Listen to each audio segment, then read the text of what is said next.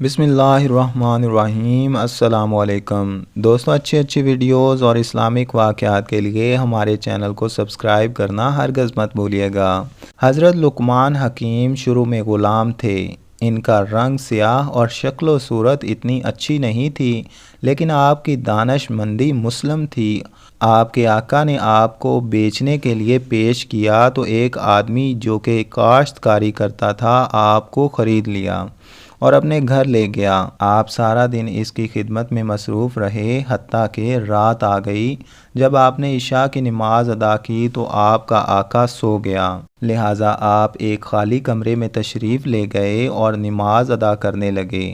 جب رات ایک پہر بیت چکی تو آپ نے اپنے آقا سے کہا، اے میرے آقا، بہشت کو آراستہ کر دیا گیا ہے اور جہنم کو بھڑکا دیا گیا ہے۔ جو شخص اخروی نعمتوں کو حاصل کرنا چاہتا ہے وہ اتنا زیادہ سویا نہیں کرتا۔ مالک نے جواب دیا، اے غلام، چلے جاؤ، میرا رب غفور الرحیم ہے۔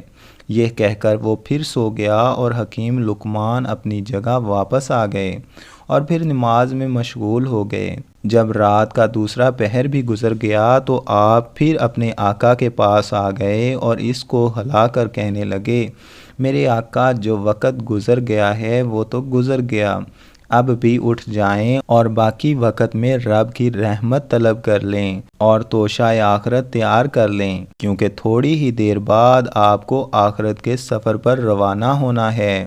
آپ کے مالک نے پھر جواب دیا کہ اے غلام، چلے جاؤ، مجھے سونے دو، میرا رب بڑا غفور ہے اور نہایت مہربان ہے۔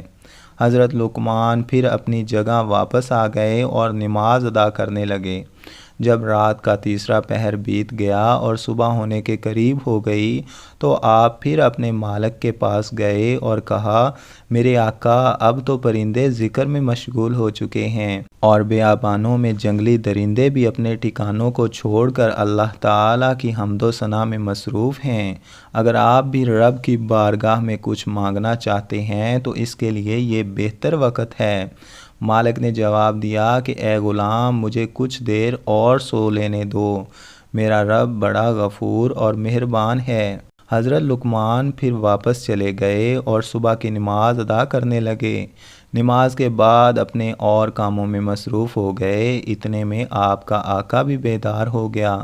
اس نے آپ کو 10 سیر جو دیے اور کہا کہ جاؤ، ان کو زمین میں کاشت کر دو۔ حضرت لقمان حکیم آقا کو سبق سکھانے کے لیے وہ جو لے کر پڑوسی کے پاس گئے اور جو اس کو دے کر اس کے بدلے میں باجرہ لیا اور زمین میں کاشت کر دیا۔ کچھ عرصے بعد وہ باجرہ اگ آیا تو حضرت لقمان اور ان کے مالک زمین میں چکر لگانے گئے۔ جب مالک نے زمین میں باجرہ اگا دیکھا تو کہنے لگے، اے لقمان، میں نے تجھے کہا تھا کہ زمین میں جو بونا ہے، لیکن تو نے باجرہ کیسے بو دیا؟ آپ نے کہا، میرے آقا، میرا رب بڑا غفور الرحیم ہے۔ مالک نے کہا، تو نے درست کہا ہے، لیکن جب تو زمین میں باجرہ بوئے گا تو پھر اس میں جو نہیں اگیں گے۔ آپ نے فرمایا، بالکل اسی طرح میرے آقا، جب آپ غافلوں کی طرح پڑے سوتے رہیں گے تو صالحین کے درجات کو کیسے پا سکیں گے؟ سبحان اللہ۔